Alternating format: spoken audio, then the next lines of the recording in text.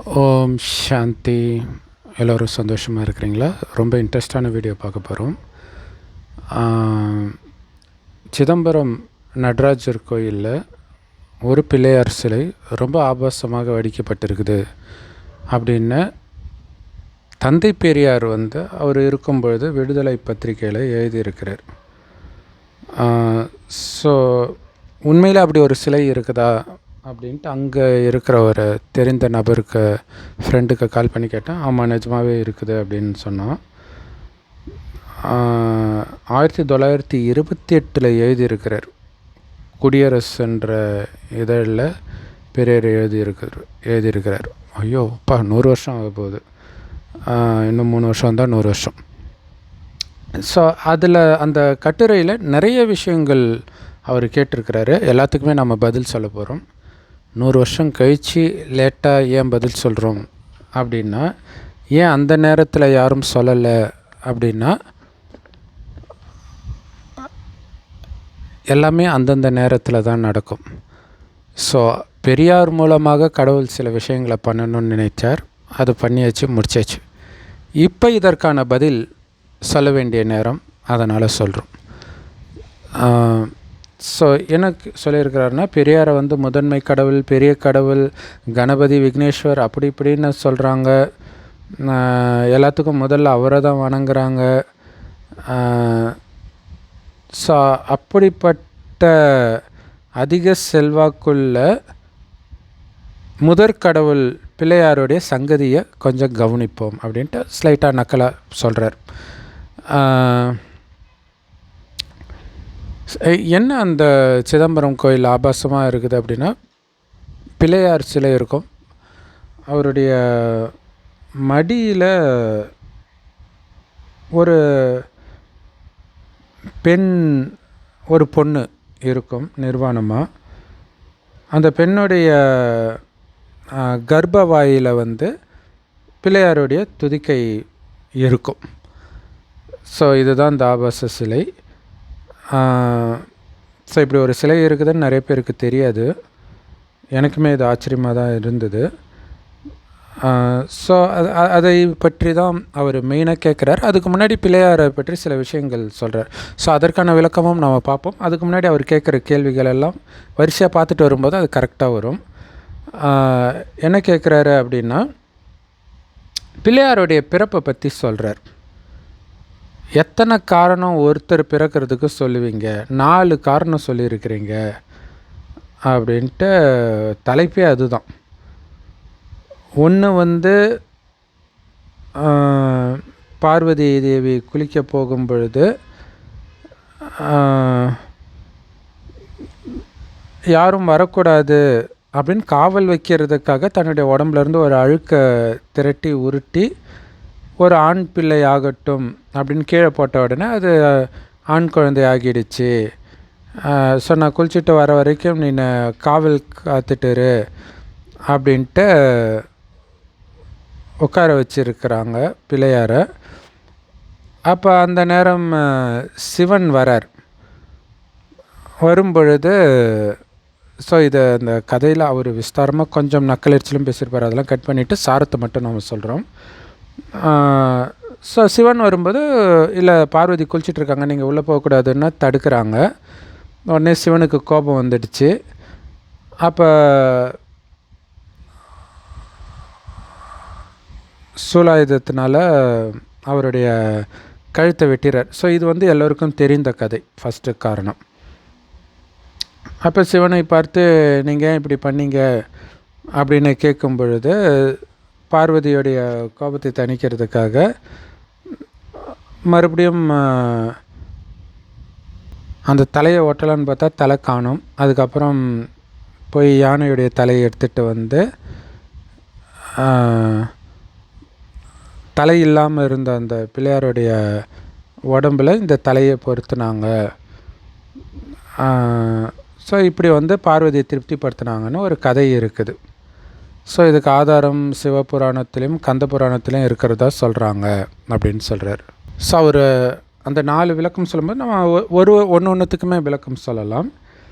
பிள்ளையார் அப்படிங்கிறது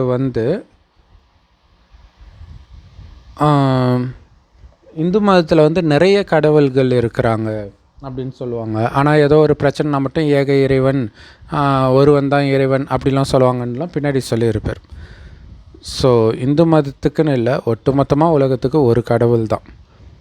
மதத்துக்கு ஒரு கடவுள் கிடையாது, மதத்துக்குள்ளேயே நிறைய கடவுளும் கிடையாது. அப்போ இந்து மதத்தில் என்ன ஒரு பிரச்சனை அப்படின்னா, நிறைய விஷயங்கள் இருக்குது, யாரும் எதையும் படிக்கிறது கிடையாது, படித்தாலும் அது இருக்குமான்றது டவுட்டு. எல்லா மதமுமே அப்படி தான். இப்போ மற்ற மதத்தினர் பைபிள் குரான்லாம் படிப்பாங்க, அவங்கக்கிட்டே அதில் உள்ள டவுட்டு கேட்டிங்கன்னா அவங்களுக்குமே தெரியாது. சாதாரண மக்கள்னு சொல்ல, அதை மத போதகர்களில் இருக்கிறாங்களே அவங்களுக்குமே தெரியாது. சரி, இப்போ இந்த விஷயங்கள் வந்து என்ன அப்படின்னா, இந்து மதத்திலும் ஒரு கடவுள் தான், அந்த கடவுள் தான் சிவன். அப்போ மற்றவர்கள்லாம் யார் அப்படின்னா, அவங்க தெய்வங்கள். கடவுள் வேறு, தெய்வம் வேறு. ஸோ இது இந்துக்களுக்கும் தெரியாது. எல்லா மதத்துலையுமே அந்த தெய்வம் கடவுள்ன்ற வார்த்தையை ஆல்டர்னேட்டாக யூஸ் பண்ணுறாங்க. கிடையாது, தெய்வம்ன்றது மனிதர்கள் தான், கடவுள் மனிதன் கிடையாது. என்ன தெய்வங்களுக்கும் மனிதர்களுக்கும் வித்தியாசம் அப்படின்னா, தெய்வங்கள் தெய்வீக குணம் நிரம்பியவர்களாக இருப்பாங்க. மனிதர்கள் நாம் தெய்வீக குணமா அப்படின்னா அப்படின்னு கேட்குற நிலைமையில் இருக்கிறோம். அசுர குணங்கள் நிரம்பியவர்களாக இருக்கிறோம். அசுர குணம்னா காமம், கோபம், பற்று, பேராசை, அகங்காரம், மெயினாக இது இல்லாமல் நிறையா இருக்குது. ஆனால் நிறைய பேருக்கு தெரியாத விஷயம் என்னென்னா, அந்த தெய்வங்கள் தான் மறுஜன்மம் எடுத்து மனிதர்களாக நாம் மாறி இருக்கிறோம். நாம் தான் அந்த தெய்வங்களாக இருந்தோம். 5000 வருடத்திற்கு முன்பு இதே பாரத பூமி சொர்க்கமாக இருந்துச்சு. அந்த சொர்க்கத்தில் வாழ்ந்தவர்களை தான் தெய்வம்னு கோயில் கட்டி கும்பிட்றோம் இந்துக்கள் பாரதத்தில். 2400 வருஷம் கழிச்சு இதே பூமி நரகமாகுது. அப்போ தான் அசுர குணம் வருது. என்ன காரணம்னா, உடல் நானுன்ற உணர்வில் வந்துட்டோம். அப்போ புலன் இன்பத்துக்கு மயங்குறோம். அப்புறம்தான் காமம், கோபம் போன்ற அசுர குணங்கள் வருது. ஆனால் சொர்க்கத்தில் இருக்கும்போது இந்த ஆத்மா, இந்த உடலை இயக்கக்கூடிய ஆத்மா நான், ஆத்மானா உயிர், அது பூர்வமத்தில் நட்சத்திரமாக ஜொலிக்கினால் தான் இங்கே போட்டு வைக்கிற பழக்கம் இருக்குது. சொர்க்கத்தில் இயல்பாகவே தன்னை ஆத்மான்னு உணர்ந்து ஒருவரை ஒருவர் ஆத்மானு தான் பார்ப்பாங்க. அதனால் ஆண்களும் பெண்களும் அவ்வளோ அழகாக இருந்தாலும் சின்ன சலனம் கூட ஆகாது பிறர் அழகை பார்த்து. அதனால் காதல், காமம் எப்படின்னா என்னன்னே தெரியாது. அப்போ எப்படி குழந்தை பிறக்குன்னா, கணவனும் மனைவியும் நமக்கு ஒரு வாரிசு வேணும்னு நினைக்கும்போது மனைவி கர்ப்பமாவாலே தவிர காமத்தினால் கிடையாது. ஏன்னா காமம்னா என்னன்னே தெரியாது. அதனால தான் அவங்களை கோயில் கட்டி கும்பிட்றோம். ஸோ சொர்க்கத்தில் உள்ள அனைவரும் காமம் இல்லாமல் எண்ணத்தின் மூலமாகவே பிறக்கிறார்கள். அதை தான் யோக பலம் அப்படின்னு சொல்கிறோம். அவங்க தூய்மையாக இருந்தனால தூய்மையான ஆத்மாக்களின் எண்ணத்திற்கு அந்த சக்தி இருக்கும். இதோட நினைவாக பைபிளில் இயேசுவும் அதே மாதிரி காமம் இல்லாமல் பிறந்தார் அப்படின்னு சொல்லப்பட்டிருக்கு. ஆனால் இயேசு சொர்க்கத்தில் பிறக்கலை. இதே பூமி சொர்க்கம் வந்து நரகம் ஆன பிறகு. ஏன்னா முதல் 2500 வருடம் சொர்க்கம், அடுத்து 2500 வருடம் நரகம். ஸோ 2000 வருடம் முன்பு தான் இயேசு பிறக்கிறார். ஸோ நரகத்தில் தான் பிறக்கிறாரு.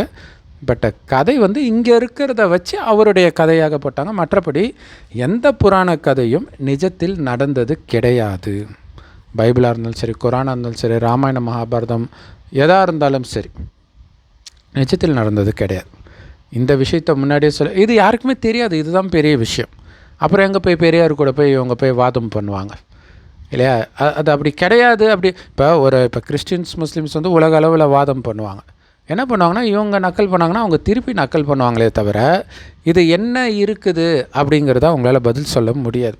ஏன்னா அது நிஜத்தில் நடக்கலை அப்படின்றது தெரிஞ்சிருந்தால் டக்குன்னு அதுக்கு பதில் சொல்ல முடியும். இதுக்கு பின்னாடி வேறு ஒரு ரகசியம் இருக்குது அப்படின்ட்டு.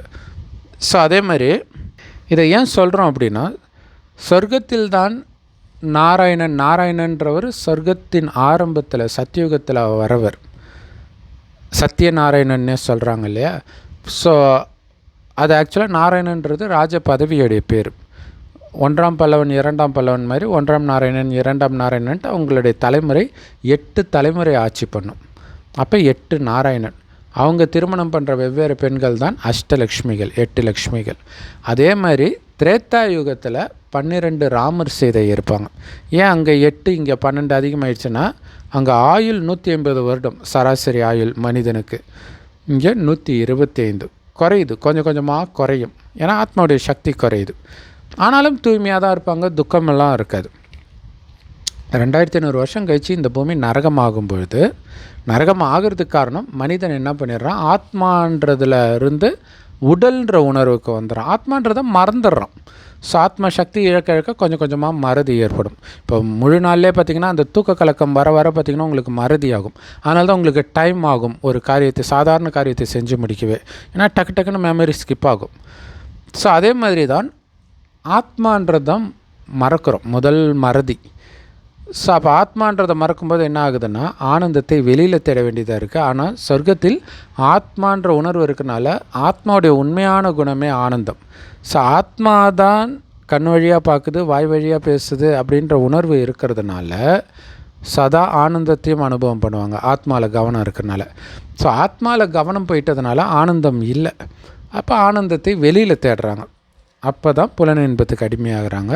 அப்போ தான் காமம், கோபம், பற்று பேராசைங்கிறதுக்கு அடிமையாகிறாங்க. அதன் வசப்பட்டு நிறைய பாவம் செய்கிறாங்க. அந்த பாவத்தின் பலனாகத்தான் சொர்க்கத்தில் இருந்த அழகு, ஆரோக்கியம், செல்வம் எல்லாத்தையும் படிப்படியாக இழந்து இன்றைக்கி இருக்கிற நிலைமையில் இருக்கிறோம். விதவிதமான நோய்கள், இயற்கை சீற்றம், குடும்பத்திற்குள்ள துரோகங்கள், நாடுகளுக்கு இடையில் யுத்தங்கள், இயற்கை சீற்றங்கள் எல்லாமே நாம் சேர்த்து வைத்த பாவம். இதிலிருந்து நம்மை காப்பாற்றுறதுக்காக கடவுள் வரார், அவர் இருப்பிடமாகிய பரந்தாமத்திலிருந்து. இது செம்பொன்னிறமான ஒளி உலகம். இங்கே கண்ணுக்கு தெரியாத நுட்பமான ஒளிப்புள்ளி மாதிரி கடவுள் சிவபெருமான் இருக்கார். அவரைத்தான் அல்லான்னு முஸ்லீம்களும் பரமபிதான்னு கிறிஸ்தவர்களும் சொல்கிறாங்க. கடவுள் ஒருவரே. மற்றபடி உடல் கொண்ட கிருஷ்ணரோ இயேசுவோ கடவுள் கிடையாது. ஆத்மாக்களாகிய நாமளும் அங்கேருந்து தான் இந்த பூமிக்கு வந்தோம். உலகம் அழியும் போது அங்கே தான் போவோம். அந்த கலியுகம் அழியிறதுக்கு 100 வருடம் முன்பு தான் கடவுள் வந்து சொல்கிறாரு, ஒரு வயோதிகர் உடலுக்குள்ளே பிரவேசிக்கிறாரு. வயோதிகருக்கு பிரம்மான்னு பேர் வைக்கிறார். ஸோ அந்த பிரம்மா வாய் வழியாக இறைவன் கொடுக்குற ஞானம் தான் முரளின்னு சொல்லுவோம். எல்லா பிரம்மகுமாரிகள் ராஜயோக தியான நிலையத்திலும் முற்றிலும் இலவசமாக கிடைக்குது. யூடியூப் வெப்சைட்ஸில் இருக்க அதோட லிங்க் இந்த வீடியோக்கு டிஸ்கிரிப்ஷனில் கொடுக்குறோம், அவசியம் பாருங்கள். அந்த ஞானத்துடைய சாரம் மறுபடியும் உங்களை ஆத்மான்னு உணர்ந்து ஆத்மாவின் தந்தை சிவனை எந்த அளவுக்கு அப்பான்னு அன்பாக நினச்சிக்கிட்டே இருக்கிறீங்களோ அந்த அளவுக்கு ஆத்மா தூய்மையாகும். ஏன்னா இந்த காமம், கோபம், பற்று பேராசை, அகங்காரன்ற அழுக்கு சேர்ந்து தான் ஆத்மா சக்தி இழந்துடுச்சு. சக்தி இழக்க இழக்க பார்த்திங்கன்னா நம்ம கிட்ட இருக்கக்கூடிய செல்வம், ஆரோக்கியம் எல்லாமே போக ஆரம்பிச்சிடும். இப்போ ஆத்மாவுக்கு சக்தியை நிரப்புறதுக்கு இறைவன் நினைவிலேயே இருக்கணும். அனைத்து உங்கள் உடலையே மறந்து அவரை நினைக்கணும், ஆத்மானு உணர்ந்து அவரை நினைக்கணும். உடல் உணர்வே இருக்கக்கூடாது. இப்போ உங்கள் உடலையே மறக்கிறீங்கன்னா மற்ற எல்லா உடலையுமே தான் மறக்கிறீங்க. அது நினைக்க தான் மறக்கும். ஏன்னா இந்த காமம், கோபம், பற்று பேராசை, அகங்காரத்தினால தான் நம்ம எல்லா பாவமும் செஞ்சோம். அதுக்கு காரணம் உடல்னு நம்மளை நினச்சது. அதனால தான் கடவுள் உடல்ன்ற உணர்வை விட்டுருங்க, ஆத்மான்னு உணர்ந்து பரமாத்மாவை நினைவு செய்யுங்கன்றார். ஸோ நீங்கள் உடம்பு கிடையாது, ஆத்மான்னு உணருங்கன்றார். இதை சொல்வதற்காக இறைவன் ஒரு வயோதிகர் உடலுக்குள்ளே வரார். ஏன்னா அவர் தாயின் கர்ப்பத்தில் பிரவேசிப்பது கிடையாது, குழந்தையாக ஒருபோதும் பிறக்கிறது கிடையாது. சரி, இப்போ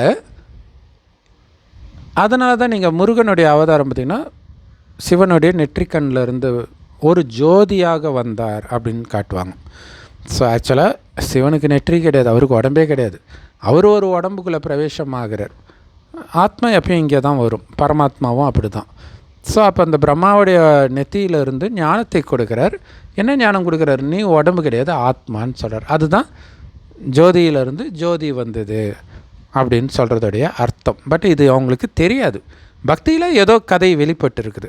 இதில் என்னென்னா, பெரியார் பின்னாடி கேட்டுப்பார், யாராவது வந்து இதுக்கு பதில் சொல்கிறாங்களா, ஆஸ்திகர்கள் இருக்கிறீங்களே சொல்லலாம்ல அப்படின்றாரு. சரி, இது இந்து கதை, அவர் ஹிந்து தானே, அப்போ அதுக்கான பதில் அவர் கண்டுபிடிக்கணும்ல. இவ்வளோ ஆபாச கதை இருக்குதுன்னு தெரிஞ்சவங்களுக்கு அந்த மத ஆராய்ச்சி பண்ணுறாங்க பார்த்திங்களா, அதை விட அதிகமாக இவர் ஆராய்ச்சி பண்ணியிருக்கிறார். இப்போ ஆராய்ச்சி பண்ணி இவர் பதில் கண்டுபிடிக்க வேண்டியது தானே இல்லையா? சரி, இப்போ கடவுள் சொல்கிறது என்னன்னா, ஆத்மான்னு வந்து பரமாத்மாவை நினைவு செய்யுங்கன்னு சொல்கிறாரு. யாருக்கு சொல்கிறாரு? அவர் எல்லாருக்கும் தான் சொல்கிறாரு. ஆனால் எல்லோரும் கேட்பாங்களா?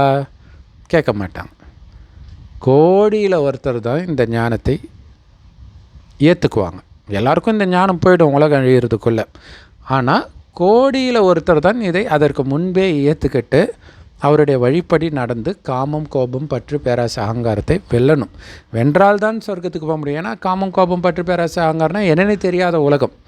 அப்போ அந்த குணத்தை இப்போவே நீங்கள் வளர்த்துக்கணும். ஏன்னா குணத்தை தான் ஆத்மா ஒரு ஜென்மத்திலேருந்து இன்னொரு ஜென்மத்துக்கு எடுத்துகிட்டு போகும். ஸோ இப்போ ஏன் ரொம்ப சின்ன வயசுலேயே குழந்தைங்க காமம் இதெல்லாம் மூழ்கிறாங்கன்னா, இதுக்கு முன்னாடி தாத்தா காமத்திலே மூழ்கி கிடந்தார். ஸோ அந்த குணம் அடுத்தது குழந்தையாக பிறக்கும்போது வந்துடுது.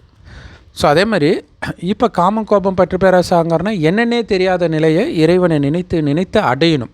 உடலையே மறக்கணும். உடலை பார்த்தா தானே காமம் வரும். உடலையே பார்க்கலன்னா, யாரை பார்த்தாலும் பூர்வ மத்தியில் அந்த ஆத்மாவில் மட்டுமே கவனம் இருந்தால், அந்த பயிற்சியை தான் இறைவன் கொடுக்குறார். பிரம்மா வாய் வழியாக சொல்கிறார். இப்போ பிரம்மா வாய் வழியாக இந்த ஞானத்தை கேட்டவர்கள் பிரம்மா குமார் குமாரிகள். ஸோ சிவனுடைய குழந்தை ஆனால் பிரம்மா மூலமாக பிறக்கிறோம். அப்போ பிராமணர்கள் பிரம்மாவின் வாய் வழியாக பிறந்தவர்கள்னு வேதத்தில் இருக்கும். அதுக்கு அர்த்தம் இதுதான். ஸோ இது கூட பெரியார் ஏதோ சொல்லியிருப்பார்.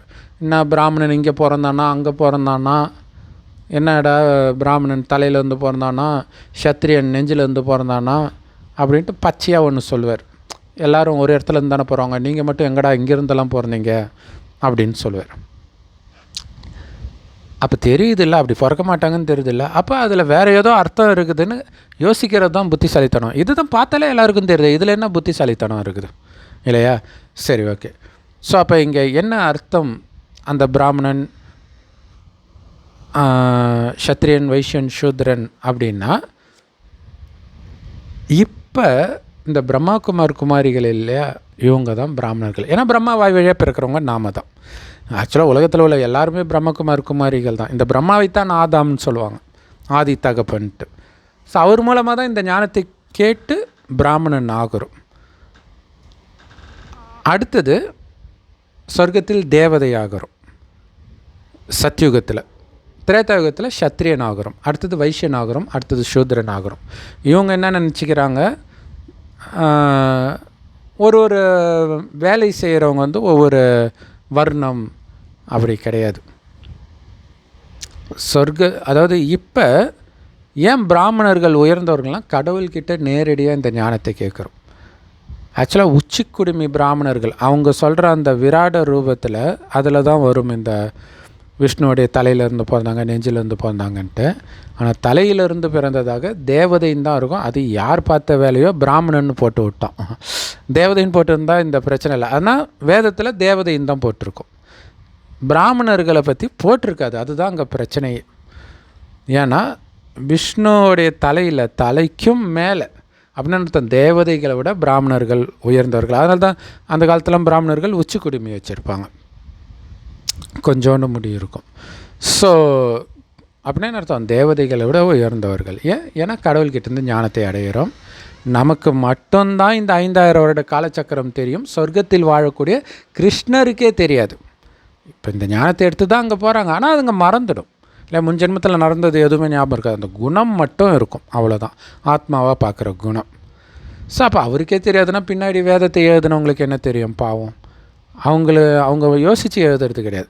சொர்க்கத்தில் எந்த வேதமும் இருக்காது, யாரும் சாமியெல்லாம் கும்பிட மாட்டாங்க. ஏன்னா நம்ம யாரை சாமின்னு கூப்பிட்றோமோ அவங்கெல்லாம் உயிரோட்டமாக அங்கே இருப்பாங்க. 2500 வருஷம் கழிச்சு எப்போ அவங்களுக்கு துக்கம் வருதோ அப்போ அவங்களுக்கு கடவுளை பற்றிய நினைவு தானாகவே வந்துடும். அது எப்படி வருதுன்றதை நம்ம சமீபமாக ஒரு வீடியோ கூட போட்டிருக்கிறோம். ஸோ அப்போ தான் அவங்களுக்கு சின்ன துக்கம் வரும்போது முதல்ல சிவன் கோயில் தான் கட்டுறாங்க. அந்த கோயிலை பராமரிக்கிறதுக்கு சில நபர்களை போடுறாங்க. அவர்களை பிராமணர்கள்னு சொல்கிறாங்க. அது ஜாதி பிராமணர். நாம் இப்போ பிரம்மகுமாரிகள் பிராமணன் சொல்கிறது வர்ணம். வர்ணம் வேறு, ஜாதி வேறு. வர்ணம்னா கலர், வேறு ஒன்றும் கிடையாது. கடவுளுக்கு ஈக்குவலான கலர். ஹோலி கொண்டாடுறாங்க இல்லையா, கலர் பூசுவாங்க. அந்த மாதிரி இறைவனுடைய குணத்தை நம்முடைய குணமாக அவர் நமக்கு பூசுகிறார். அதெல்லாம் ஓமையாக சொல்லப்படுறது. அவருக்கு எதாவது கையில் எப்படி பூசுகிறாருன்னு பெரியார் மாதிரி புத்திசாலித்தனமாக கேட்கக்கூடாது. அவருடைய குணத்தை நம்முடைய குணமாக மாத்திரம் இறைவன்கிட்ட இருந்து அந்த ஞானத்தை எடுக்கிறதன் மூலமாக. ஆனால் எல்லோரும் ஆகிட போகிறதில்ல. யார் பக்காவாக ஆகுறாங்களோ அவங்க சொர்க்கத்தில் ராஜாவாக பிறக்க போகிறாங்க. கொஞ்சம் கம்மியாகனா அதுக்கேற்ற மாதிரி பதவி குறையும். அதனால தான் அங்கே ராஜ்யம் அப்படின்னு சொல்கிறது. சரி, தேவதை ஆகிடுறாங்க. அந்த தேவதை ஆகிறதுக்கு பிராமணர்கள் செய்கிற முயற்சி தான் காரணம். அதுவும் ஒரு காரணம், தேவதைகளை விட பிராமணர்கள் உயர்ந்தவர்கள். அடுத்தது சத்திரியர். கொஞ்சம் கொஞ்சமாக ஆத்ம சக்தி இழக்கும். ஏன்னா சொர்க்கத்துக்கு கடவுள் வர்றதில்லை, இந்த ஞானமும் கிடையாது. இப்போ கொடுத்து ஆத்மாவை நிரப்பி அனுப்புகிறார், தெய்வீக குணங்களை நிரப்பி. கொஞ்சம் கொஞ்சமாக குணம் குறையும் போது சத்திரியர் ஆகிறாங்க. திரேதாயுகத்தில். துவாபரயுகத்தில் வரும்போது வைசியர் ஆகிறாங்க. என்னென்னா கலைகள் கொஞ்சம் கொஞ்சமாக குறையும், அதாவது பவர் குறைஞ்சிக்கிட்டே வருது. கலியுகத்தில் சுத்தமாக குறைஞ்சி காமத்தை தவிர எதை பற்றியும் யோசிக்கிறது கிடையாது. ஏன்னா இவர் சொல்கிற அந்த ஆபாச சிலைகள்லாம் எப்போத்துலேருந்தோ இருக்குது, 2000 வருஷமாக கோயிலில் இருக்குது. அப்போல்லாம் யாருக்கும் அது தோணலை. இப்போ கண் ஆபாசத்தை மட்டும்தான் பார்க்குது, கோயில் சிலையில் மட்டுமா பார்க்குது. நல்ல ட்ரெஸ்ஸு போட்டு வர பெண்ணை பார்த்தாலுமே அவனுடைய பார்வை அப்படி தான் இருக்குது. ஸோ மனிதன் கீழ்நிலையை அடைஞ்சிட்டான்னு அர்த்தம். ஸோ அந்த அதுதான் சூத்ரன், வேறு ஒன்றும் இல்லை. சூத்ரன்னா எல்லாருமே, கலியுகத்தில் இருக்கிற எல்லாருமே, ஏதோ ஒரு ஜாதி மட்டும் கிடையாது. இப்போ இறைவன் வரார், மறுபடியும் சூத்ரனை பிராமணனாக்கி தேவதைகளாக உயர்த்துறதுக்காக வரார், இந்த ஞானத்தை கொடுக்குறார். அப்போ கடவுளுக்கு நேரடி குழந்தையாகிறோம், நேரடி மாணவர்களாகிறோம். ஏன்னா கடவுள் ஞானத்தையும் கொடுக்குறார். சொர்க்கத்தின் ஆஸ்தியை கொடுக்கறதுனால அவர் நமக்கு அப்பா. ஸோ அதை புரிஞ்சுக்கணும், அவர் எப்படி அப்பான்ட்டு.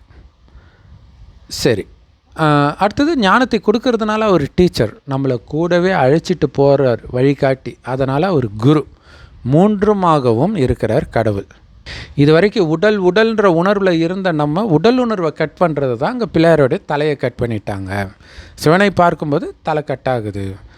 ஏன்னா அந்த உடல்ன்ற உணர்வில் தான் காமம், கோபம், பற்று, பேராசை, அகங்காரம். ஸோ இதெல்லாம் கட்டானவுடனே அதுக்கப்புறம் பிள்ளையார் சாந்த சொரூபியாக இருப்பார். இதெல்லாம் அவருக்கு தெரியல, பார்த்தீங்களா இல்லையா? அதில் ஏதோ ஒன்று இருக்குது, அதை நம்ம கண்டுபிடிக்கணும்னு நினச்சா பாசிட்டிவாக புத்தி வேலை செய்யும். அதில் குற்றம் மட்டுமே கண்டுபிடிக்கணும்னு நினச்சா பெரியார் மாதிரி தான் புத்தி வேலை செய்யும். ஸோ பிள்ளையார் கழுத்தை மட்டும் வெட்டுறது கிடையாது. நீங்கள் இந்து தெய்வங்கள் நிறைய கதையில் அது இருக்கும். நார்த் இந்தியாவில் ஒரு அம்மன் தன்னுடைய கழுத்தை தானே வெட்டி அந்த தலையை அவங்களே கையில் பிடிச்சிட்டு இருக்கிற மாதிரி இருக்கும். ஆக்சுவலாக நிறைய காளி சிலைகள்லாம் பார்த்திங்கன்னா ஒரு அரக்கன் தலையை வெட்டி வச்சுருப்பாங்க இல்லையா? அது யாருடைய தலையோ இல்லை, அவங்களுடைய தலையை தான் சிம்பாலிக்காக ரெப்ரசன்ட் பண்ணியிருக்கிறாங்க. அதனால தான் முன்னாடியே சொன்னோம், நிஜத்தில் நடந்த கதை கிடையாது எதுவுமே. அதுமாரி கழுத்து மாரியம்மன் சொல்லுவாங்க இல்லையா? கழுத்து கீழே கதைப்படி வேறு ஏதோ இருக்கும். ஆனால் நிஜம் என்னென்னா அவங்களுடைய கழுத்தை வெட்டி போட்டாங்க அப்படின்னு அர்த்தம். தேக உணர்வை வெட்டி போட்டாங்க. வெட்டி போட்ட பிறகு தான் அவங்களுக்குள்ள தெய்வீக குணம் வருது, பூஜிக்க தகுந்தவராக மாறுறாங்க. இது எல்லாமே இப்போ நடக்கிற விஷயம். ஸோ அப்போ இறைவனுக்கு நேரடியாக குழந்தையாக யார் தெரியுமா ஆவாங்க? சொர்க்கத்தில் யார் தேவதையாக இருந்தார்களோ அவர்களுக்கு தான் இந்த ஞானம் பிடிச்சி இழுக்கும். டக்குன்னு புரிஞ்சுக்குவாங்க. மற்றவங்களுக்கு எனக்கு புரியல, பிடிக்கல, நம்பலை சொன்னால் ஒரே ஒரு பதில் தான் இயேசு அற்புதமாக சொல்லியிருப்பார், நீ என் ஆட்டு மந்தை கிடையாது. சூப்பரான வார்த்தை அது.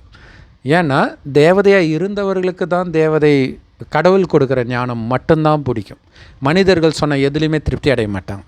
இப்போ கிறிஸ்தவர்கள் பார்த்திங்கன்னா இயேசு சொல்கிறதுல திருப்தி அடைஞ்சிடுவாங்க, அதுக்கு மேலே கடவுள் சொல்கிற அளவுக்கு போக மாட்டாங்க. முஸ்லீம்கள் அவங்க குரான்லேயே திருப்தி அடைஞ்சிடுவாங்க. அதுக்கு முன்னாடி இருந்த பைபிளுக்கோ அதுக்கு முன்னாடி இருந்த இந்து மதத்துக்கோ அவங்க போக மாட்டாங்க. அதுக்கு மேலே அவங்களால யோசிக்கவும் முடியாது. அதேமாரி பெரியார் வந்தவங்க பெரியார் சொல்கிறதுலே திருப்தி அடைஞ்சிடுவாங்க, அதுக்கு மேலே கொஞ்சம் கூட யோசிக்க மாட்டாங்க. ஸோ அவங்கவுங்களுடைய மந்தை, அது ஒன்றும் பண்ண முடியாது, அது அப்படி தான் ஆனால் அப்போ எதுக்கு இந்த ஞானத்தை சொல்கிறோன்னா, தேவதைகள் இப்போ எங்கே இருக்கிறாங்க? இந்துக்களில் இருப்பாங்க, கிறிஸ்தவர்கள் இருக்காங்க, முஸ்லீம்களில் இருப்பாங்க, என்ன மாதிரி நாஸ்திகனாகவும் இருப்பாங்க. ஸோ நாஸ்திகனாக தான் நான் இருந்தேன். ஸோ அப்போ இந்த ஞானத்தை கேட்ட உடனே தீபத்தை பார்த்து விட்டில் பூச்சி ஓடி வருவாங்க, அப்படியே இதைத்தான் நான் தேடினேன்ட்டு ஓடி வந்துடுவாங்க. ஸோ இப்படிப்பட்ட ஒரு அற்புதமான செய்தி. பார்வதி அழுக்கை பண்ணாங்க, அழுக்கை உருட்டி வச்சாங்க, பிள்ளையாரை வந்துட்டாங்க. ஸோ அதுதான் சொல்கிறது, காமம், கோபம், பற்று, பேராசை, அகங்காரன்ற அழுக்கின் மொத்த உருவமாக தான் நாம் இருக்கிறோம் கலியுகத்தில் சூத்திரர்களாக. அப்போ இறைவன் நம்ம தேக உணர்வை வெட்டி கடைசி நம்மை தெய்வமாக மாற்றுறார். ஏன் மயான கொள்ளை? ஸோ இதில் என்ன இருக்குது அப்படின்னா கொஞ்சம் பெரியார் யோசிச்சு இதே மாதிரி எல்லா இடத்துலையும் இருக்குது, ஏதோ ஒன்று இருக்குது, கண்டுபிடிக்க முடியாது தானாக, இறைவனுடைய ஞானம் இல்லாமலாம் கண்டுபிடிக்க முடியாது தலைகீழ நின்னாலும். பட் இருந்தாலும் ஏதோ ஒன்று இருக்குது, நமக்கு தான் புரியலன்னு யோசிச்சுருந்துருப்பார். சரி, அங்கே பார்த்திங்கன்னா மயான கொல்லையிலும் அம்மனுடைய சிலையை வந்து மண்ணிலே படுத்துட்டு இருக்கிற மாதிரி செஞ்சு கடைசியில் எல்லோரும் ஏறி மிதிப்பாங்க இல்லையா, தெய்வமாக வழிபடுறவங்கள ஏறி மிதிப்பாங்க. அப்போ என்னென்னா அந்த தேக உணர்வு எப்போ உடைப்படுதோ அப்போ தான் அவங்க அம்மனாக மாறுறாங்க, தெய்வீக குணம் நிரம்பியவர்களாக மாறுறாங்க. இது எப்படி சாத்தியம்? இறைவனையே நினச்சிட்டு இருக்கிறதன் மூலமாகவும் இறைவன் கொடுக்குற ஞானமாகிய முரளியை பிரம்மகுமாரிகள் ராஜயோக தியான நிலையத்தில் முற்றிலும் இலவசமாக கிடைக்குது. யூடியூப் வெப்சைட்ஸில் இருக்க அதோட லிங்க் இந்த வீடியோ டிஸ்கிரிப்ஷனில் கொடுக்குறோம், அவசியம் பார்த்து பயன்பெறுங்கள். அந்த முரளியை தினம் தினம் கேட்டதை மனதுக்குள்ளே அசைப்போட்டு அதை உங்களுடைய குணமாகவே மாற்றிக்கிறதன் மூலமாக தான் நம்முடைய தேக உணர்வு உடைந்து ஆத்ம உணர்வில் நாம் மலர ஆரம்பிப்போம். அவளையும் பைபிளில் மண்ணிலிருந்து தான் ஆதாம் செய்கிறார், அதுவும் இதே தான் அர்த்தம் இல்லையா. மண்ணினால் ஆன இந்த உடல் உணர்வில் இருந்து ஆத்ம உணர்வுக்கு இறைவன் எழுப்புகிறார் அவருடைய ஞானத்தை கொடுத்து. அங்கே ஞானத்துக்கு பதில் சுவாசம் கொடுத்துட்டாங்க, உடல் உணர்வுக்கு பதில் மண்ணுன்னு கொடுத்துட்டாங்க. அது நிஜமாகவே நடந்துச்சு போல இருக்குன்னு கிறிஸ்டியன்ஸ் முஸ்லீம்ஸ் நம்பிட்டு இருக்கிறாங்க. ஸோ எல்லாரையும் தான் நம்ம எழுப்புகிறோம், இந்துக்களையும் எழுப்புகிறோம், நாஸ்திகர்களையும் எழுப்புகிறோம், கிறிஸ்தவர்களையும் எழுப்புகிறோம், முஸ்லீம்களையும் எழுப்புகிறோம். ஆனாலும் நமக்கு தெரியும் யார் தேவதை தர்மத்தை சார்ந்தவர்களோ அவங்க தான் எழுந்திரிச்சு வருவாங்கன்ட்டு. ஸோ அதனால் யானை தலையை வெட்டினாங்க இதெல்லாம் நம்புகிற மாதிரியாக இருக்குது, அதான் நம்புகிற மாதிரி இல்லை எழுதுனவங்களுக்கு தெரியாத நம்புகிற மாதிரி இல்லைன்ட்டு அவங்களுக்கு அது காட்சி கிடைக்கும், அப்படியே எழுதுகிறாங்க. அவங்க வந்து இந்த மாதிரிலாம் யோசிக்கல மாட்டாங்க. அப்போ இதெல்லாம் எப்போ நடந்துச்சுன்னா நரகம் ஆரம்பித்து பக்தி ஸ்டார்ட் ஆகுது இல்லையா, அப்போ அவங்க தியானத்தில் இருக்கும்போது காட்சி கிடைக்கிறது அப்படியே சிலையாக செய்வாங்க, வேதங்கள் எழுதுவாங்க, இப்படி தான் வருது. ஆனால் அதில் அவ்வளோ ரகசியம் ஒழிஞ்சிருக்கு, அது எழுதுகிறவங்களுக்கே தெரியாது, அப்படியே எழுதுவாங்க. அதெல்லாம் யோசித்து எழுதுறதா மகாபாரதம், ராமாயணம், பைபிள், குரான்லாம். அதுலேயும் குறிப்பாக மகாபாரதம், ராமாயணம் பார்த்திங்கன்னா ஒரே கதை, அதுலேயாவது குட்டி குட்டி கதையாக வரும் பைபிள். ஆனால் அதுலேயுமே வந்து நிறைய விஷயங்கள் ஆச்சரியமாக இருக்கும், ஒன்றுத்துக்கு லிங்க் கொடுத்துக்கிட்டே வருவாங்க. அதெல்லாம் ஒரு மனிதன் யோசிச்செல்லாம் பண்ண முடியாது. ஸோ அடுத்தது 2வது கதை. ஒரு காட்டில் ஆண் பெண் யானைகள் கலவி செய்யும்போது சிவனும் பார்வதியும் கண்டு கலவி ஞாபகம் ஏற்பட்டு கலந்ததால் யானை முகத்துடன் குழந்தை பிறந்தது என்றும் பிள்ளையார் கதையில் கூறுகின்றதாம்.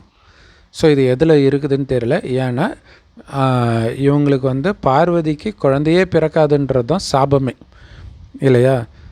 ஸோ இப்படி கேள்விப்பட்டது கிடையாது, அவருக்கும் தெரியாது அப்படியும் ஒன்று இருக்குதான் அப்படின்ற. ஸோ இவங்க வந்து அந்த நாஸ்திகர்கள்லாம் ஒன்றா சேர்ந்து இஷ்டத்துக்கு ஏதோ அடிச்சு விடுறாங்க இப்படி இருக்குது. பட் எனிவே புராண கதையும் மனிதர்கள் எதுன்னு தான், அதனால் அதெல்லாம் 100% ரைட்டாக இருக்காது. ஆனால் இங்கே விஷயம் என்னென்னா காமத்திலே மூழ்கின மனிதனை காமத்திலிருந்து நீக்கிறதுக்காக தான் உடல் உணர்வை விட சொல்கிறார். அதனால தான் சிவனுக்கு பேர் காம தகனீஸ்வரன். கதையிலே அவர் நெற்றிக்கண்ணை திறந்தவொடனே மன்மதனை எரிச்சார்னு இருக்குதுல்ல. ஸோ அதெல்லாம் யோசித்து பார்த்தா உங்களுக்கு தெரியும், எல்லா மதத்துலையுமே மிகப்பெரிய தவறாக சொல்லப்படுறதே விபச்சாரம் தான். அதில் நீங்கள் பெந்தகோஸ்த சர்ச்சுக்கெல்லாம் போனீங்கன்னா அப்படியே காது வெடிச்சிடும், அப்படி விபச்சாரம் விபச்சாரம் விபச்சாரம் சொல்லிக்கிட்டே இருப்பாங்க. என்னடா இப்படி சொல்கிறாங்கன்னா இந்த ஞானத்தை கேட்டு போனால் தான் தெரியுது, ஓ அவங்க கரெக்டாக தான் சொல்கிறாங்க. ஆனால் அது அவங்களுக்கு தெரியாது, அதுதான் விஷயம். ஸோ அடுத்தது சூப்பரான கதை இது, 3வது கதை. பார்வதி கர்ப்பத்தில் அவங்க கருவுற்று இருக்கிறாங்க. அப்போ ஒரு அசுரன் வந்து அவங்க கர்ப்பப்பைக்குள்ளே காற்று வடிவமாக போய் அந்த சிசுவோடைய தலையை வெட்டிட்டு வந்துட்டான். அதுக்கு பரிகாரமாக பார்வதி வந்து யானையின் தலையை வச்சு உயிரை உண்டாக்கி குழந்தையாக பெற்றுக்கொண்டதாகவும் விநாயகர் புராணம் கூறுகின்றதாம். சரி, ஓகே. இப்போ இது எதுவுமே நம்புகிற மாதிரி இல்லை இல்லையா. ஸோ அப்போ அப்பட்டமாகவே தெரியுதில்ல இது நிஜத்தில் நடக்காதுன்ட்டு. அப்போ இதுக்கு பின்னாடி உள்ள ரகசியம் தான் தெரிஞ்சுக்கணும். ஸோ இதில் இன்னொரு முக்கியமான விஷயம், இந்து தெய்வங்கள் இருக்கக்கூடிய அந்த மூலஸ்தானத்துக்கு பேர் வந்து கருவறை, கர்ப்ப கிரகம் அப்படின்னு சொல்லுவாங்க. தாயின் கர்ப்பத்தில் இருக்கிறது தான் கர்ப்ப கிரகம் இல்லையா. ஸோ கருவறைன்னு சொல்லுவோம்.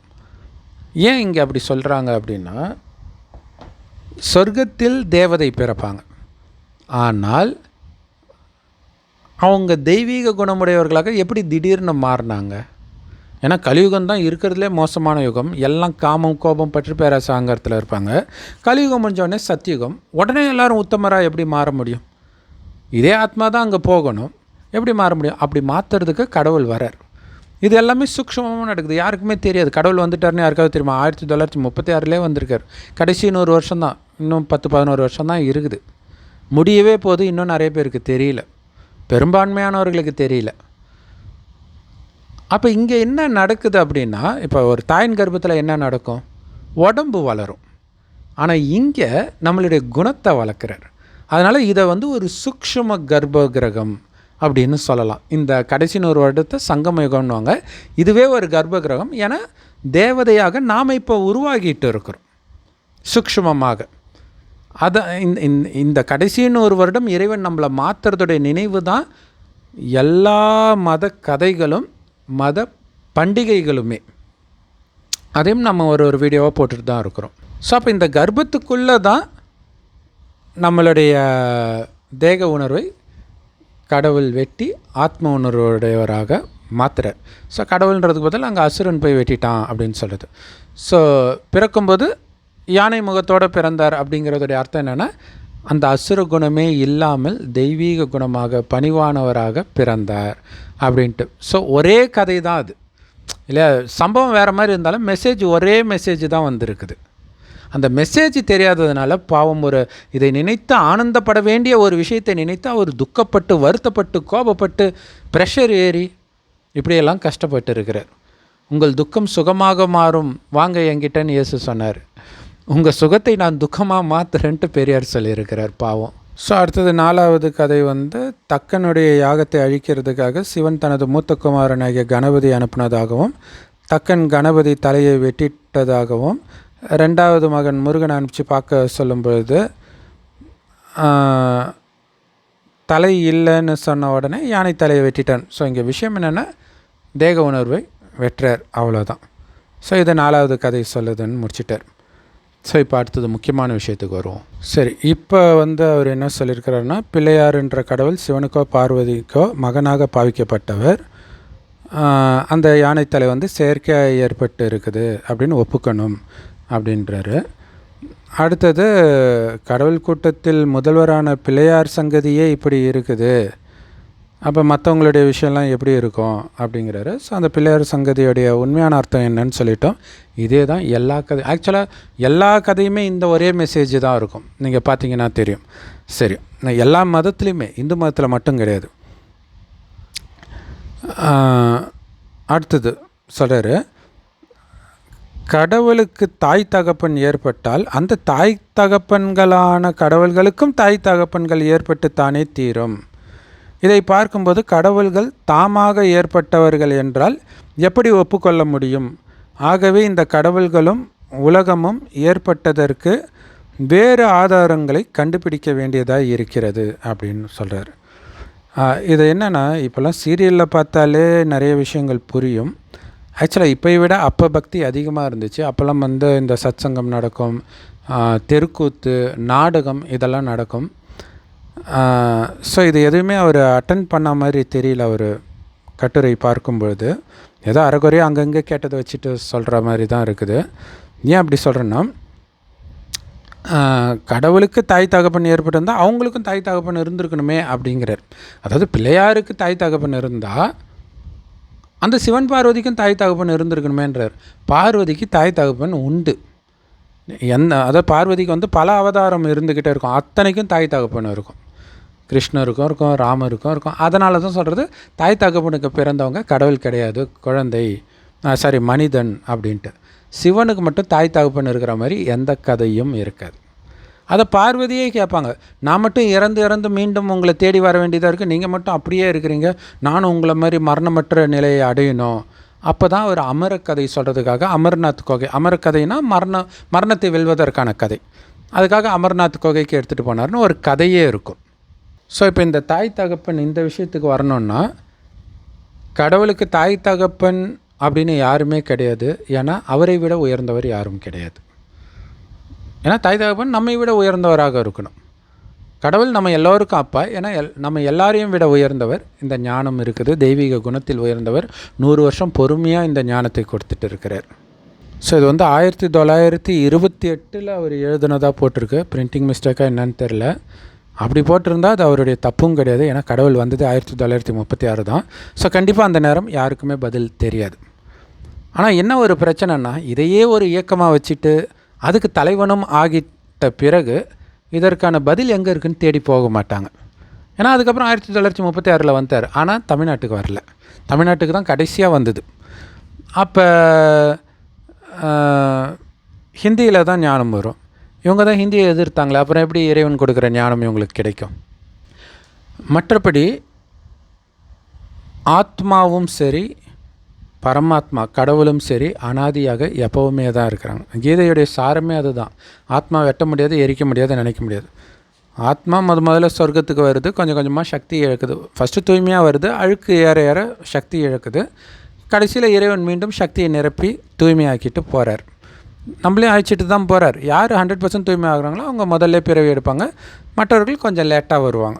ஸோ இது திரும்ப திரும்ப அனாதியாக நடந்துக்கிட்டே இருக்குது. ஸோ கடவுள் அப்பான்னு சொல்கிறது அவர் ஆஸ்தியை கொடுப்பதினாலும் நமக்கு இந்த ஞானத்தை கொடுப்பதினாலும் தான்.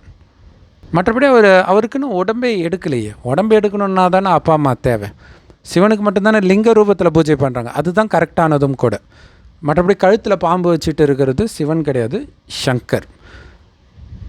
சிவனுடைய தீவிர பக்தன் வச்சுக்கோங்களேன். சிவசங்கர்னு சொல்கிறது சுருக்கி இவங்க சிவனும் சங்கர்னு ஒன்று ஆக்கிட்டாங்க.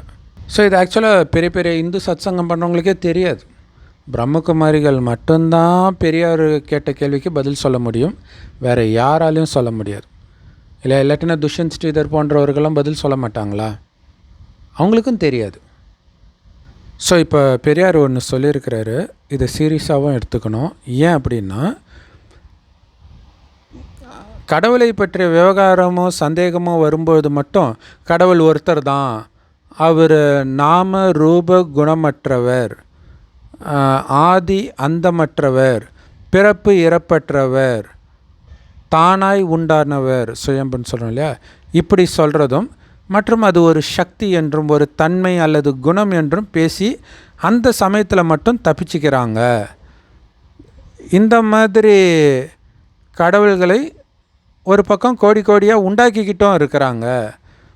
இந்த மாதிரி ஆபாச கதைகளை வண்டி வண்டியாக கற்பித்து அவற்றையெல்லாம் மக்களை நம்பவும் வணங்கவும் பூஜை செய்யவும் உற்சவம் முதலியன செய்வதில் எவ்வளவு அறியாமையும் புரட்டும் கஷ்டமும் நஷ்டமும் இருக்கின்றது என்பதை வாசகர்கள் தான் உணர வேண்டும். ஸோ இதை மெயினாக ஏன் அப்படியே படித்தேன்னா, இப்போ இதுக்கான பதில் சொல்கிறதுக்கு யாரும் இல்லை, அதை தான் கேட்குறாரு. இப்போ மட்டும் ஒருத்தருன்றீங்க, ஆனால் நிறைய கடவுளை நீங்களே உருவாக்கிட்டு இருக்கிறீங்க. கேட்டால் கடவுள் ஒருவரே, நாம ரூபத்திற்கு அப்பாற்பட்டவர், பிறப்பு இறப்பு இல்லாதவர். ஸோ பிறப்பு இல்லாதவர் இறப்பு இல்லாதவர் எப்படின்றத நாம் இப்போ சொல்லியிருக்கிறோம். தானாய் உண்டானவர் அவர் மட்டும் இல்லை, ஆத்மாவுமே எப்பயுமே தான் இருக்குது. இந்த காலச்சக்கரம் 5,000 வருட காலச்சக்கரம் கூட தொடர்ந்து நடந்துக்கிட்டே தான் இருக்கும், நடந்ததே தான் நடக்கும். அது ஒரு ஆச்சரியம். சரி, அப்படின்னு அர்த்தம் 5000 வருஷம் முன்னாடி இதே 2025 இதே வீடியோவை நான் போட்டிருந்தா தான் இப்போவும் போடுவோம். ஒவ்வொரு கல்பத்திலும் இந்த 5000 வருடத்தை ஒரு கல்பம்னு சொல்லுவோம். ஒவ்வொரு கல்பத்திலும் இதே தான் திரும்ப திரும்ப இந்த நாள் நான் பண்ணுவேன். நீங்களும் எப்போ கேட்குறீங்களோ அப்போ கேட்பீங்க. அதிர்ஷ்டம் இருந்திருந்தால் மாறுவீங்க, இல்லாட்டினா ஃபுல்லாக கூட பார்த்துருக்க மாட்டீங்க.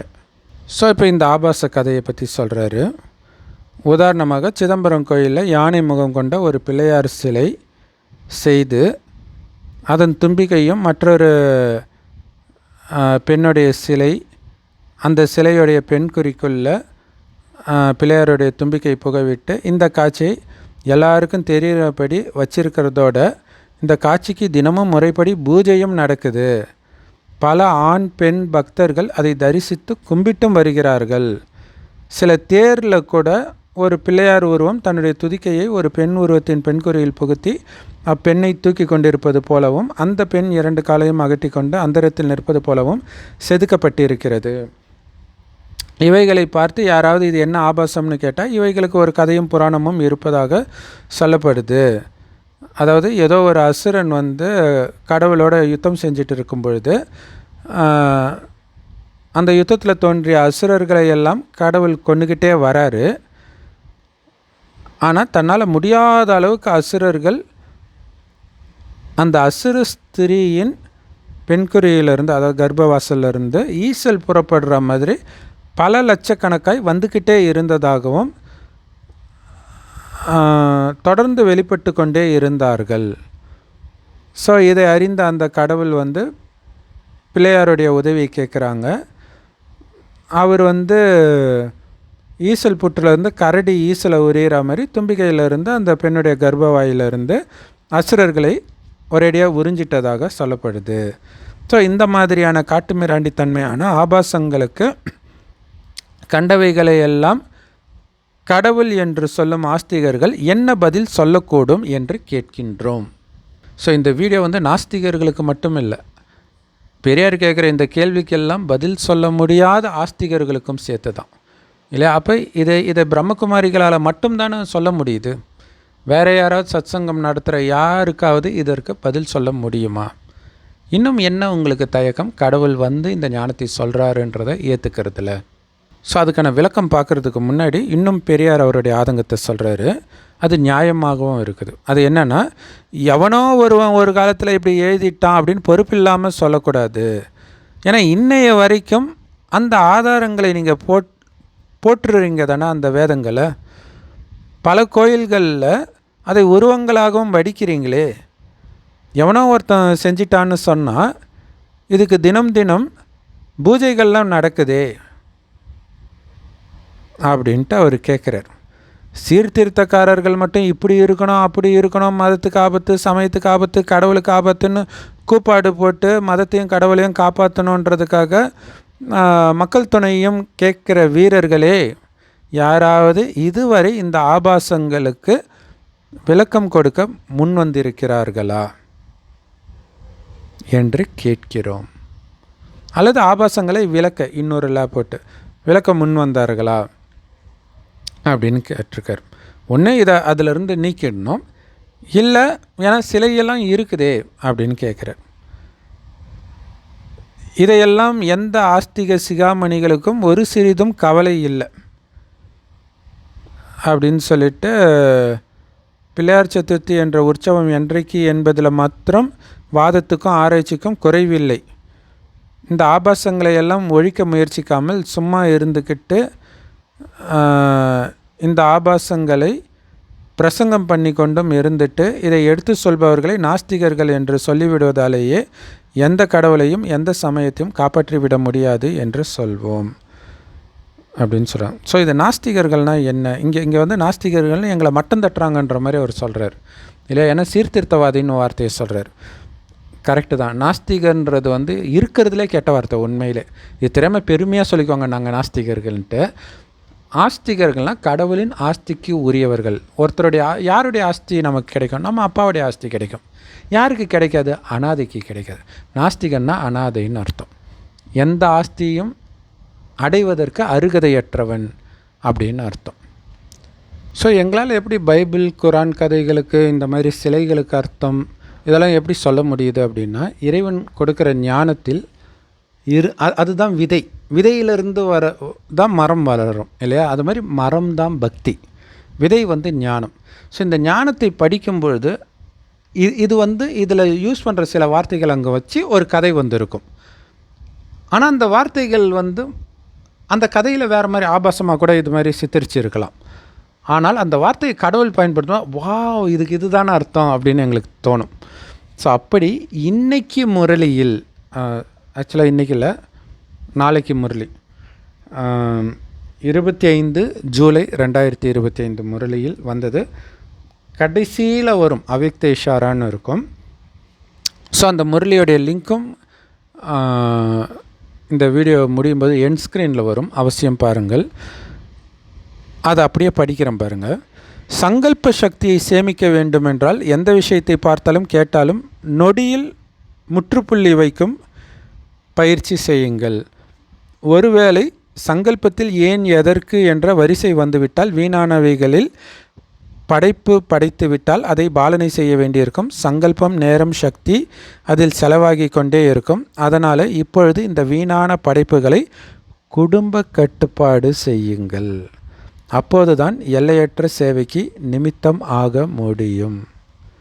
இதில் வருது பார்த்திங்களா, இந்த வீணான படைப்புகளை குடும்ப கட்டுப்பாடு செய்யுங்கள். இதுதான் இந்த பிள்ளையார் கதையுடைய அர்த்தமே.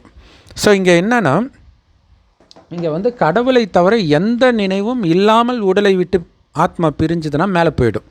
ஆனால் ஜென்ரலாக நம்ம வாழும்போது எதை அதிகமாக நினைக்கிறோமோ அதுதான் உயிர் பிரியும் போதும் நமக்கு நினைவு வரும். டக்குன்னு அங்கே போய் பிறந்துடும். உலகியல் விஷயத்தை தான் நினைக்க போகிறோம். அப்போ உலகத்திலே மீண்டும் மீண்டும் ஜென்மம் எடுப்போம். ஆனால் உலகம் அழிய போகுது. ஸோ இப்போ நீங்கள் மீண்டும் ஜென்மம் எடுத்தாலும் பிரச்சனை, பேய அலைஞ்சாலும் பிரச்சனை. இங்கே கவனமே இல்லாமல் மேலே போகணும். அதுக்கு தான் கடவுள் சொல்கிறார், எதையும் பார்த்தும் பார்க்காமல் கேட்டும் கேட்காம இருங்க. எதை பார்த்தாலும் டக்குன்னு முற்றுப்புள்ளி வைங்க, அதை பற்றி சிந்தனை பண்ணாதீங்கன்ற. ஸோ அப்படி அந்த பயிற்சி இருந்தால்தான் கடைசி நேரத்தில் உலக அழியும் போது எல்லா விதமான குற்றமும் நடக்கும் இல்லையா. யுத்தம்லாம் நடந்தால் இந்த பாலியல் குற்றங்கள்லாம் பயங்கரமாக நடக்கும். சூறையாடுறது என்னென்னமோ நடக்கும். எல்லாமே நடக்கும் கடைசி நேரத்தில். ஆனால் இறைவனை தவிர எனக்கு யாருமே இல்லை. எல்லாருக்கும் முடிஞ்ச அளவுக்கு இந்த ஞானத்தை கொடுத்து வச்சு அதிர்ஷ்டம் வந்தால் முயற்சி பண்ணுறாங்க. இல்லைன்னா நம்ம ஒன்றும் சொல்கிறதுக்கு இல்லை. புத்தி இறைவன்கிட்ட இருக்கணும். பெரியார் சொல்கிறார் இல்லையா, கடவுளை மற மனிதனை நினை. இங்கே மனிதனை மற கடவுளை நினை. ஏன்னா நம்மளை காப்பாற்ற போகிறது கடவுள் தான். பெரியாரை காப்பாற்றினார். அவருடைய கருத்துக்கள் அவருன்னு இல்லை, இந்த மாதிரி நாஸ்திகம் பேசியதும் ஒரு முக்கியமான காரணம் உலகம் ரொம்ப சீரழிவை நோக்கி போனதுக்கு. ஆனால் அதில் நன்மையும் இருக்குது. அதனால தான் நம்ம ஆரம்பத்தில் சொன்னோம் இல்லையா, பெரியார் மூலமாக சில விஷயங்கள் பண்ண வேண்டி இருக்குது. அது என்ன அப்படின்னா, இந்த மாதிரி மதங்களில் இந்த மாதிரி விஷயங்கள் இருக்குதே, இதுக்கு உங்களுக்கு பதில் தெரியலையேன்றதை அவர் கேட்டுட்டு போயிட்டார் இல்லையா. கேட்டதுக்கு நாம் இப்போ பதில் சொல்கிறோம். ஸோ இந்து மதத்தில் இந்த மாதிரி கேள்வி இருக்குது நிறையா அப்படிங்கிறது இந்துக்களுக்கு தெரியும். ஆனால் அதுக்கு அவங்களுக்கு பதில் தெரியாது. பட் ஆனால் கோபப்படுவாங்க. ஸோ இப்போ அதற்கான பதிலும் நம்ம கொடுக்குறோம். ஸோ அப்போ மனிதன் ஒரு விஷயத்தை மாற்றணும்னு நினச்சி எதை மாற்றிருக்கிறான் யோசிச்சு பாருங்கள். எதை மாற்றிருக்கிறான்? ஃபுல்லாக கூச்சல் குழப்பம். இல்லை காந்தி சுதந்திரம் வாங்கி கொடுக்குறேன் அப்படின்ட்டு அஹிம்சை முறைப்படி பண்ணார். அதுக்கப்புறம் இன்னும் ஆவுன்னா ஸ்ட்ரைக் அப்படி தானே நடந்துகிட்ருக்குது. அல்லது யுத்தம், துப்பாக்கியை தூக்கிட்டு போகிறதும் அதுவும் நிறைய நாடுகளில். எங்கே அமைதி வந்தது? ஸோ அமைதியான இடம் சொர்க்கம்தான். இது நரகத்தின் உச்சம். இங்கே எப்படி அமைதி வரும்? நீங்கள் அமைதிக்காக நக்கல் அடித்தாங்க இல்லையா, ட்ரம்ப் அமைதியை உருவாக்குறேன்ட்டு போய் குண்டு போட்டு வந்தார் ஈரான்லன்ட்டு. அது எப்படி அமைதியை உருவாக்கும்? அதுதான் மனித புத்தி அப்படி தான் செய்யும். ஸோ இப்போ இறைவனுடையது, நீ அதை பற்றியும் கவலைப்படாமல் என் நினைவில் இரு. அமைதியான உலகமே உனக்கு வரப்போகுது. இதே பாரத பூமி சொர்க்கமாக மாறப்போகுது. அதனால் இந்த வீண் விஷயங்கள் ஏன் எதுக்கு இதெல்லாம் போய் மைண்டு குழம்பிட்டான்னா இறைவன் நினைவில் இருக்க முடியாது. இறைவன் நினைவில் இருந்தால் தான் ஆத்ம சக்தி வரும். மற்ற நினைவு வர வர ஆத்ம சக்தி போகும். அதில் நம்பர் 1 எதிரி காமம். ஸோ இதை எல்லாத்தையும் நீங்கள் வெல்லணும்.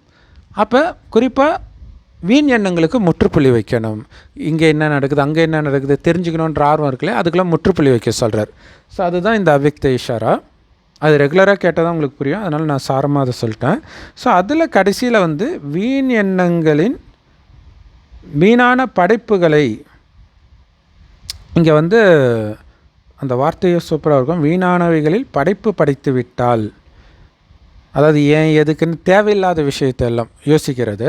அது ஒரு குழந்தை பெற்றுக்கிற மாதிரி. குழந்தை பெற்றுக்கிட்டிங்கன்னா அதை வளர்க்கணும் இல்லையா. அந்த மாதிரி இந்த வீண் எண்ணங்கள்ன்ற குழந்தைய பெற்றுக்கிறீங்க, அதுக்கப்புறம் அதை வளர்க்குறீங்க இல்லையா. ஒரு நடிகரை பற்றி ஏதோ ஒரு கிசு கேட்டுட்டீங்க. அப்போ என்ன ஆகும்? எத்தனை வருஷம் கழித்து அவங்கள பார்த்தாலும் அதே தான் உங்களுக்கு தோணும். அது உண்மையாக, அதை பற்றி யாராவது பேசுனாங்கன்னா அது உண்மையாக இருக்குமா போய் கேட்பீங்க. ஸோ அதை பாலனை பண்ணுறீங்க, அதை வளர்க்குறீங்க நீங்களே. ஸோ அப்போ இதில் உங்களுடைய சங்கல்பம், அதாவது எண்ணம், உங்களுடைய நேரம், உங்களுடைய சக்தி எல்லாம் வீணாகிட்டே இருக்குது. அதனால் இந்த வீண் படைப்பையே படைக்காதீங்கன்றார். இங்கே அசுரர்களாக காட்டுறதெல்லாம் நமக்குள்ளே இருக்கக்கூடிய இந்த காமம், கோபம், பற்று, பேராசை, அகங்காரம், அதையெல்லாம் அழிச்சிட்டாலும் வீண் எண்ணங்கள்னு இருக்கும். வீண் எண்ணம் மூலமாக தான் இதெல்லாம் வந்திருக்கும் ஃபஸ்ட்டு. ஸோ அப்போ அந்த வீண் எண்ணங்களை அழிக்கணும். வீண் எண்ணங்களை ஜென்மம் கொடுக்காதீங்க. இப்போ ஜென்மம் கொடுக்கறதுனா எங்கேருந்து பிறக்கிறாங்க? கர்ப்பத்திலேருந்து பிறக்கிறாங்க. ஸோ அதை குடும்ப கட்டுப்பாடு பண்ணுங்கன்னு அந்த வார்த்தையை யூஸ் பண்ணியிருக்கிறாங்க. ஜென்ரலாக என்ன வார்த்தை லௌகீகத்தில் யூஸ் பண்ணாங்களோ அதை பயன்படுத்தி ஒரு பவர்ஃபுல்லான விஷயத்தை கடவுள் சொல்கிறார். இது அங்கே கதையில் சிலையில் எப்படி அதை வடிக்க முடியும்? இன்னொரு விஷயம் என்னென்னா, நிறைய சிலைகள் வடித்த பிறகே கதை உருவானது. எல்லோரும் என்ன நினச்சிக்கிறாங்க, கதைக்காக சிலையை வடிச்சிருக்கிறாங்க. கிடையாது. அவங்களுக்கு காட்சி கிடைக்கும், அவங்க பாட்டுக்கு வடிச்சிட்டு போயிடுவாங்க. அதை பார்த்தும் அவங்க எழுதலை. அவங்களுக்கு காட்சி கிடைக்கும், அவங்க பாட்டுக்கு எழுதுவாங்க. அதுக்கப்புறம் பிற்காலத்தில் எடுத்து பார்த்திங்கன்னா உங்களுக்கு அந்த கதையை இங்கே வடிச்சிருக்கிறாங்க அப்படின்னு நம்ம நினச்சிப்போம். உதாரணத்துக்கு ராமாயணம் எழுதுறதுக்கு முன்னாடியே சீதையை கடத்திட்டு போகிற மாதிரி சிலை வச்செல்லாம் கோயில் உருவாக்கியாச்சு.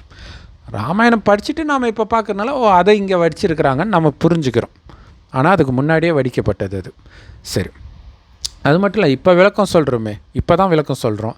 விளக்கத்தை கேட்டுட்டு அங்கே வடித்தாங்க கிடையாது இல்லையா? அவங்க வடிச்சிட்டாங்க. இப்போ கடைசியில் இறைவன் ஞானத்தை கொடுக்கும்போது நமக்கு அர்த்தம் தெரியுது, விளக்கம் சொல்கிறோம். இதுதான் பைபிளில் இறுதியில் வெளிப்பாடுன்னு இருக்கும். பைபிளில் எந்த வெளிப்பாடும் கிடையாது. இறுதியில் அனைத்தின் ரகசியமும் வெளிப்படும். இறைவன் ஞானத்தை கொடுக்கும்பொழுது அது அவர்கிட்டேருந்து ஞானத்தை எடுக்கிற பிரம்மகுமாரிகள் மூலமாக. சரி, இந்த வீணான படைப்புகளை அதுதான் இறுதியில் இயேசு அல்லாஹ் தான் கடவுள்னு சொல்லுவாருன்ட்டு முஸ்லீம்கள் சொல்லுவாங்க. அந்த இயேசு யார்? கடவுளின் ஒரே குமாரனாகிய இயேசு கிறிஸ்து. அப்போ நாங்கள் தான் அது இல்லையா? பிரம்மகுமாரிகள் தான். ஸோ அந்த ஒரே குமாரன்றதுக்கு பின்னாடி வேறு ஒரு ரகசியம் இருக்குது. பட் எல்லாருமே கடவுளுடைய குழந்தை தான். பட் கடவுளுடைய வார்த்தை அப்படியே யார் ஃபாலோ பண்ணுறாங்களோ அவங்க தான் உண்மையிலே கடவுளுடைய குழந்தை. அதனால தான் ஒரே குமாரன் அப்படின்னு சொல்லப்படுறது. மற்றபடி அதில் போட்டிருக்கிறது இயேசுடைய ஒரிஜினல் கதை கிடையாது. எல்லாமே இப்போ பிரம்மகுமாரிகள் சேவை செய்யும்போது நடக்கிற தடைகள், இந்த 5 விகாரத்தை விடும்பொழுது ஏற்படும் தடைகள், இதை பற்றிய விஷயங்கள் தான் அங்கே மனிதர்களோட யுத்தம் மாதிரி காட்டிட்டாங்க. சரி, அப்போ வீணான படைப்புகளை குடும்ப கட்டுப்பாடு செய்யுங்கள். அதாவது நான் பிறக்கவே கூடாது.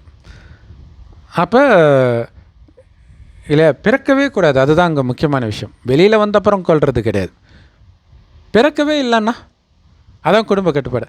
அதுதான் இங்கே பிள்ளையார் அந்த கர்ப்பத்தை அடைக்கிற மாதிரி இருக்குது. அது ஆக்சுவலாக அங்கே கதையில் அப்படி போட்டிருக்கிறதா இவர் சொல்லியிருக்கிறாரு. இங்கே உரியுறதுன்றதை விட வரவே விடலை அப்படின்ட்டு. ஆக்சுவலாக இதே கதை ரத்த பீஜன் அப்படின்ற ஒரு அரக்கன் இருப்பான். அவங்களோட துர்கை சண்டை போடும்பொழுது அவனை வெட்டும்பொழுது அந்த ரத்தம் படுற இடத்துல இருந்தெல்லாம் அசுரன் உருவாகிறதா காட்டுவாங்க. ஸோ இது எல்லாம் என்னென்னா, ஒரு வீண் எண்ணத்துக்கு பின்னாடி நிறைய வீண் எண்ணம் உருவாகிடும். அதனால் ஒரு வீண் எண்ணத்தை கூட வர விடாதீங்க, டக்குன்னு வெட்டி போட்டுருங்க, டக்குன்னு முற்றுப்புள்ளி வைங்கன்றது தான் கதையில் அப்படி விஸ்தாரமாயிடுச்சு. ஸோ கடவுள் ஓமையாக சொன்னதெல்லாம் அங்கே கதையாக உருவாயிடுச்சு. ஸோ இதுதான் உண்மையான அர்த்தம். ஓம் சாந்தி. ஸோ எல்லா மத சகோதர சகோதரிகளுக்கும் நாஸ்திகர்களுக்கும் கண்டிப்பாக அனுப்புங்க. நம்ம கடமை அது. அவங்க இதை பார்க்குறாங்களா? அதிர்ஷ்டம் இருந்தால் பார்ப்பாங்க. இன்னும் அதிர்ஷ்டம் இருந்தால் அவங்களுக்கு புரிஞ்சால் மாறிடுவாங்க. மாறிட்டால் எவ்வளோ பெரிய நன்மை. இந்த கலியுக சாக்கடையிலேருந்து அவங்கள தூக்கி கோயில் கோபுரத்தில் வைக்கிறோம். கடவுள் நம்மளை வைக்கிறார், நம்ம மூலமாக மற்றவர்களையும் நாம் வைக்கிறோம். ஓம் சாந்தி. தேங்க்ஸ் ஃபார் வாட்சிங்.